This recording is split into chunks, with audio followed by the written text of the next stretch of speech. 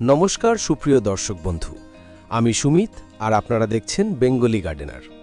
আশা করি আপনারা প্রত্যেকে ভালো আছেন এবং আপনাদের গাছগুলো খুব সুন্দরভাবে বেড়ে উঠছে।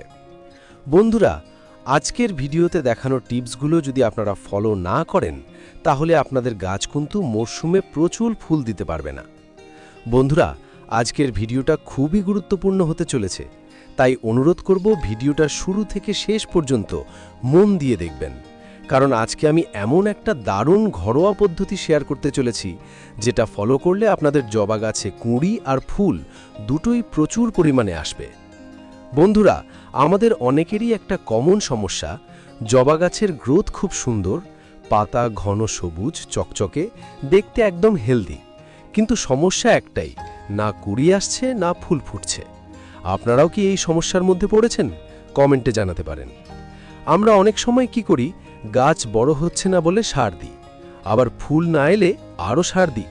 কিন্তু এখানে আমরা একটা বড় ভুল করে ফেলি, কারণ সব সার গাছকে ফুল দেয় না, অনেক সার শুধু পাতা আর ডাল বাড়ায়। আমাদের খেয়াল রাখতে হবে, নাইট্রোজেন সমৃদ্ধ খাবার এখন আমরা প্রয়োগ করব না। আজকের এই ভিডিও দেখলে আপনাদের আর অন্য কোনো ভিডিও দেখতে হবে না। আমরা 90% মানুষ এই কমন ভুলগুলো করে থাকি। ভিডিও শেষে আজকের মূল চমৎকারী জিনিসটি বলবো এবং মিশ্র খাবার শেয়ার করব। এর সাথে আমি কিছু গুরুত্বপূর্ণ টিপসও শেয়ার করব, যেগুলো যদি আপনারা ফলো করেন তাহলে মাত্র 7 দিনের মধ্যেই গাছে কুঁড়ি আসা শুরু হবে। তো চলুন ধাপে ধাপে সবকিছু দেখে নিই। প্রথম টিপস, ফুল সানলাইট। বন্ধুরা, জবা গাছ ফুল সানলাইট ভালোবাসে।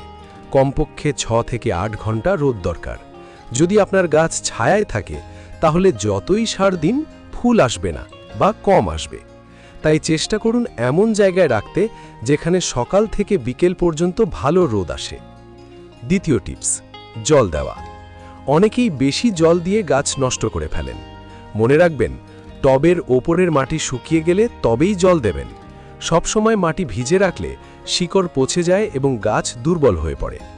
অনেকেই প্রতিদিন জল দেন, এটা কিন্তু ভুল অভ্যাস। জবা গাছ জল ভালোবাসে ঠিকই, কিন্তু জল জমে থাকা একেবারেই পছন্দ করে না। যদি মাটি সবসময় ভেজা থাকে তাহলে শিকড় শ্বাস নিতে পারে না, ফলে গাছ পুষ্টি নিতে পারে না। এই কারণে গাছ বড় হলেও ফুল আসে না। এখন হঠাৎ বৃষ্টিও হচ্ছে, তাই টবের মাটি শুকোতে পারছে না। এই অবস্থায় আপনারা কি করবেন? টবগুলোকে একটু শেডে রাখুন, মাটি পুরো শুকিয়ে গেলে তারপর জল দিন।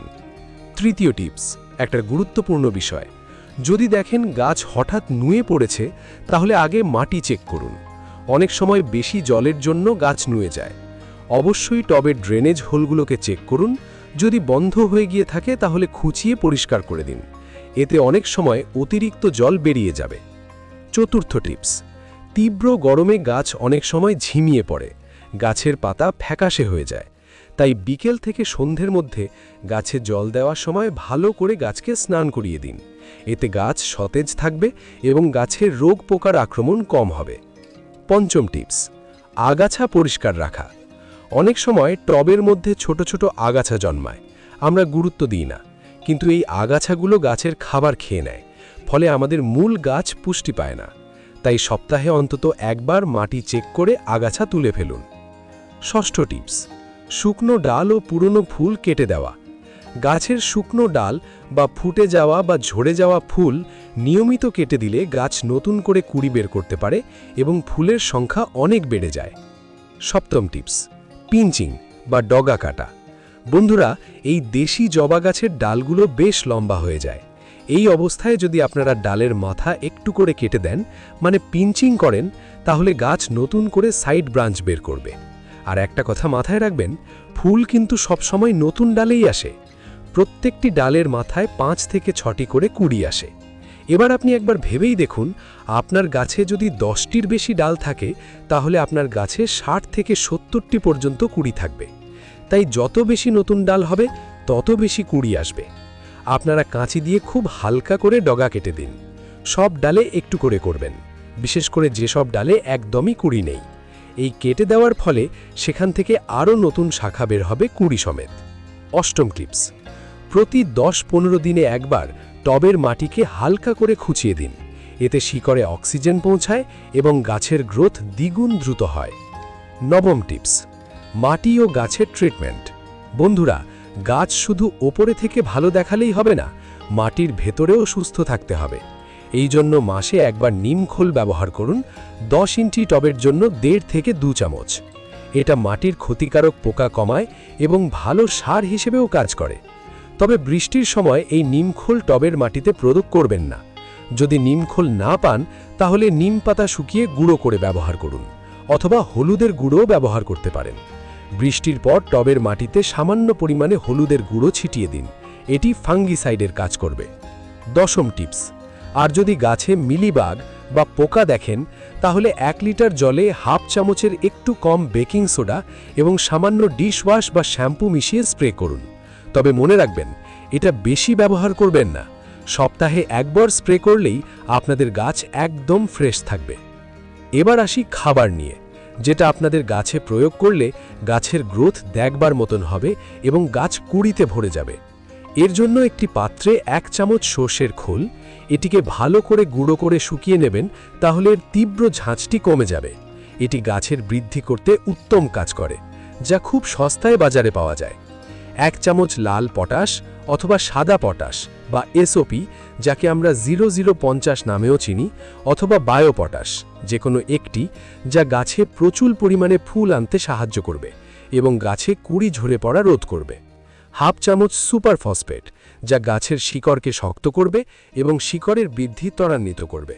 হাফ চামচ ম্যাগনেসিয়াম সালফেট, যা গাছের পাতাকে সবুজ করে তুলবে। ওপরের উপাদানগুলোকে ভালোভাবে মিশিয়ে নিতে হবে, যাতে এটি সমানভাবে শিকড়ে পৌঁছাতে পারে। ব্যাস, আপনাদের খাবার রেডি। এবার একটি 12 ইঞ্চি টবে আমরা ভালোভাবে কিনারা বরাবর খুঁচিয়ে নেব এবং একটি নালার মতন তৈরি করব। তারপর সেখানে এই সম্পূর্ণ মিশ্রণটি ভালোভাবে ছড়িয়ে নেব। গাছের গোড়ায় একদম প্রয়োগ করব না। এবার খুঁড়ে নেওয়া মাটির ওপর দিয়ে চাপা দিয়ে দেব। আমাদের কাজ এখানেই শেষ নয়, এবার গাছে আমাদের জল প্রয়োগ করতে হবে। ভালো করে ওপর থেকে আমরা সুন্দরভাবে গাছে জল দিয়ে দেব। এই সার ভিজে মাটিতে একদম প্রয়োগ করা যাবে না। মাটি উপরিভাগ 2/3 শুকিয়ে গেলে তখনই এটি আমরা প্রয়োগ করব এবং বৃষ্টির সময় এটি গাছে আমরা প্রয়োগ করব না। 15 দিন অন্তর, অর্থাৎ মাসে 2 বার এটি প্রয়োগ করলেই আপনারা আপনাদের গাছে চমৎকার রেজাল্ট চোখে দেখতে পাবেন। এবার আসি তরল সার নিয়ে। আপনাদের গাছে পর্যাপ্ত পরিমাণে প্রচুর ফুল আনতে হলে সপ্তাহে একটি তরল সার আপনাদের গাছে প্রয়োগ করতে হবে। আজকে আমি আপনাদের এমন একটি তরল সার দেখাবো যেটা আপনাদের গাছে ম্যাজিকের মতন কাজ করবে। একটি পাত্রে 1 থেকে 1.5 মুঠো পেঁয়াজের খোসা, 1 থেকে 1.5 মুঠো রসুনের খোসা, 4 থেকে 5টি কলার খোসা এবং 1 থেকে 1.5 মুঠো আলুর খোসা, মাত্র এই 4টি উপাদান 1 লিটার জলে আমাদের ভিজিয়ে নিতে হবে। এবং আরেকটি গুরুত্বপূর্ণ উপাদান, সেটি হলো গুড়। 1 চামচ পরিমাণ গুড় আমরা এতে মেশাবো। এই গুড় এই মিশ্রণের মধ্যে উপকারী ব্যাকটেরিয়া তৈরি করতে সাহায্য করবে, যা গাছের গ্রোথকে 5 গুণ বাড়িয়ে তুলবে। এটিকে 4 থেকে 5 দিন ঢেকে ভিজিয়ে রাখতে হবে এবং প্রত্যেক দিন একবার করে নেড়ে দিতে হবে। এরপর এর সাথে সমপরিমাণ জল মিশিয়ে পাতলা করে গাছে প্রয়োগ করতে হবে সপ্তাহে একবার। 10 ইঞ্চি টবের জন্য 300 থেকে 400 মিলি পর্যন্ত ব্যবহার করা যাবে। এখানে একটা গুরুত্বপূর্ণ টিপস, একই তরল সার গাছে বারবার প্রয়োগ করবেন না। প্রত্যেক সপ্তাহে ঘুরিয়ে ফিরিয়ে প্রয়োগ করুন। ধরুন এই সপ্তাহে আপনি এই ঘরোয়া তরল সারটি প্রয়োগ করলেন, এর পরের সপ্তাহে সর্ষে খোল পচা জল গাছে প্রয়োগ করবেন। এরমভাবে অল্টারনেট করে ব্যবহার করলে গাছ দ্রুত বৃদ্ধি পাবে। এই সব কিছু পরিচর্যা করার পরও যদি আপনাদের গাছে ফুলের সমস্যা দেখা দেয়, তখন আপনাদের এই চূড়ান্ত কাজটি করতে হবে। এটি গাছে প্রয়োগ করলে আপনাদের গাছ 15 দিনের মধ্যে ফুলে ভরে যাবে। একটি পাত্রে 1 লিটার জল নিন, তাতে 2 টাকা দামের 1 পাউচ কফি মিশিয়ে দিন। চামচের মাপে যদি বলি 1 চা চামচ। এই কফির জল 2.5 ইঞ্চি টব প্রতি 250 ml করে দিন। সুবিধার জন্য আপনারা অনুষ্ঠান বাড়ির 250 ml এর গ্লাস ব্যবহার করতে পারেন। এই কফি টবের মাটির পিএইচটাকে খুব ভালোভাবে ব্যালেন্স করে, যা জবা গাছের জন্য আদর্শ এবং জবা গাছ বিশেষত অ্যাসিডিক সয়েল খুব পছন্দ করে। এই তরল গাছের শিকড়ে 15 দিনে একবার যদি প্রয়োগ করতে পারেন, তাহলে আপনারাও আপনাদের গাছে দুর্দান্ত রেজাল্ট দেখতে পাবেন।